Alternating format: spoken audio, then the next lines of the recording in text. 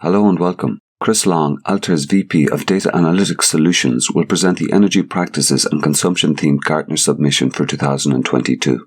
Here, data taken from various sources will be used to model CO2 emissions.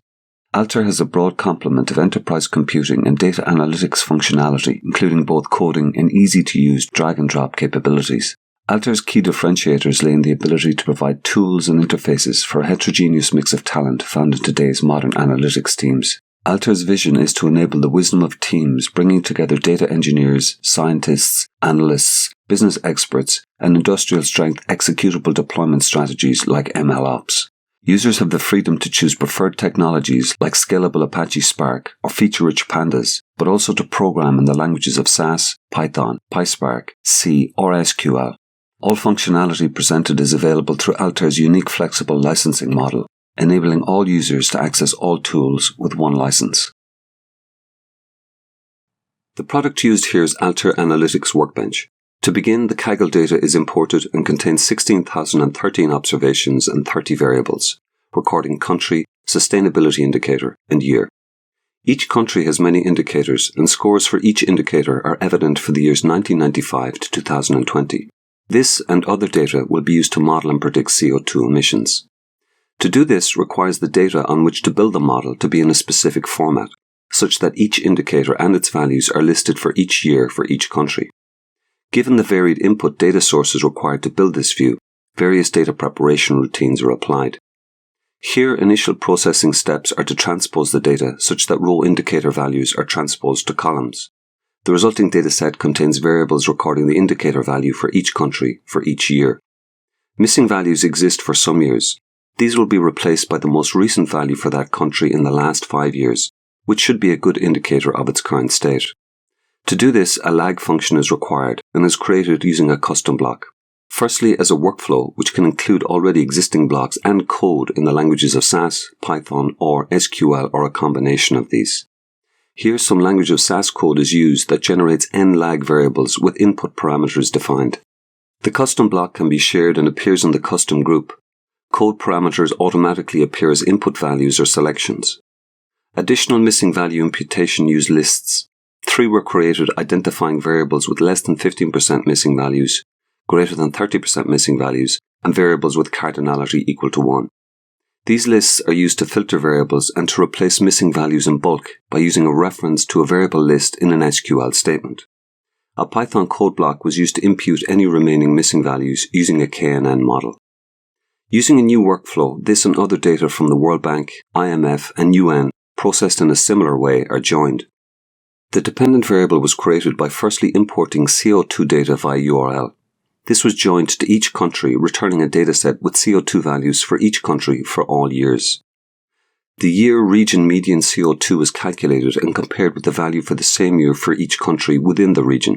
If the country value is greater than the region median, the dependent variable is given a value of 0 and 1 otherwise, 1 being low emissions and 0 high. Additionally, the year variable is lagged by 1. This ensures that CO2 predictions relate to the previous year's indicator values. Feature engineering is applied via custom block, which creates variables capturing the difference, average, slope function, and extreme values for each indicator over the last 5 years. The data is now ready for modeling. Models are developed using Altair Knowledge Studio. The data to train the model includes years 2000 to 2017, and the data to test the model comprises years 2018 and 19. The training dataset has 1,290 variables.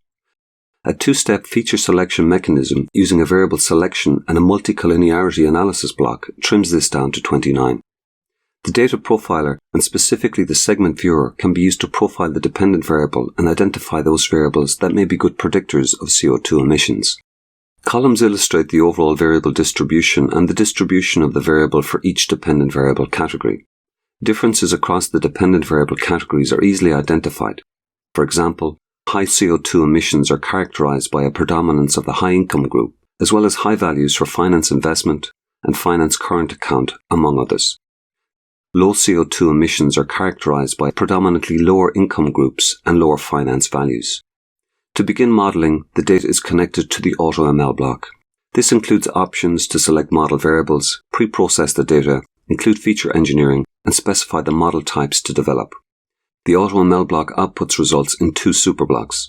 The AutoML data prep superblock firstly partitions the data and applies some additional missing value substitution, outlier treatment, and removes variables with constant values. The AutoML modeling superblock includes all appropriate connections to generate and validate each model, and the model analyzer can be used to identify the best model.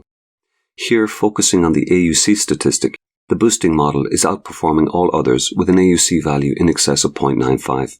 The AutoML block also selects the best performing model, here the boosting model, which can be understood with the explainable AI block. This generates a decision tree and plots which can be used to assess the model mechanism and identify important predictors and segment characteristics. For example, the group with the lowest average consumption in GDP of bio has 60% in the low CO2 group. There is a stark contrast for this group when further split by income group. There is in excess of double the proportion of countries in the low CO2 group with high income in comparison to other income groups for this segment. Variable importance is further assessed with the variable importance block, which lists variables in descending order of relative importance, and here consumption variables are dominant, with consumption harvest being the top predictor, followed by consumption of fossil, gas, agri, and iron. The model is finally validated against the testing dataset using the model analyzer, which generates a host of industry-standard charts and statistics.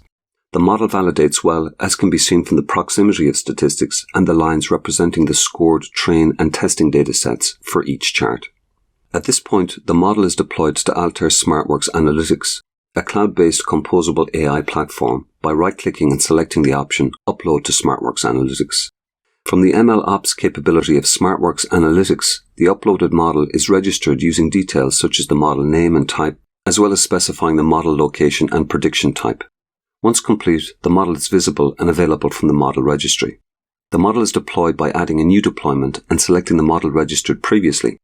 Selecting a feedback loop database will ensure model performance can be monitored over time, as all data scored will be stored here. Scaling parameters can also be set, and once deployed, the model's API URL is accessible and can be used to call the model. Here, a Jupyter notebook is used to illustrate this. The model responds with the country name and the likelihood of low CO2 emissions for that year. Model scores stored in the feedback loop database are used by the model monitoring module to produce statistics and charts to assess the model over time. The model scores can be used along with additional measures to assign SWOT tags. For this, a strategy tree is used, a proprietary Altair analytics tool which extends decision tree capabilities by enabling the inclusion of additional calculated measures and force splits. 4 measures or KPIs are included. These are averages for CO2 emissions per capita, population, energy intensity, and renewable energy share. All measures cascade to all 3 splits, with the first based on year. From here, the same splitting structure of model propensity scores and GDP per capita are applied. Segments with highest CO2 per capita are associated with higher GDP per capita and low model scores and are assigned the tag or treatment of threats. Segments labelled opportunities have low GDP per capita and high model scores. Results can be further visualized using shareable dashboards created with Altair Panopticon, a cloud-based visualization tool with streaming and data prep capabilities. First, a world map with different colors associated with each SWOT tag is used. Red reflects threats and blue opportunities. Clicking any country performs a web search returning its latest CO2 news. An additional dashboard shows energy-related indicators over time, with bubble size reflecting CO2 per capita. Quadrants are labelled with more detail conveyed via charts. East Asia exhibits both rising CO2 levels and population. Wealthier regions like Europe have the highest CO2 per capita, whereas sub-Saharan Africa has the highest proportion of energy use from renewable sources. India has high total CO2 emissions, but its per capita CO2 average is relatively low, contrasting with the US, which has high total CO2 emissions and CO2 per capita. Clearly, wealthier countries require greater effort to reduce CO2 emissions. A final chart compares top polluters with the IT sector. If the IT sector was a country, it would be amongst the top 10 polluters in the world. We are all responsible. Thank you for your attention.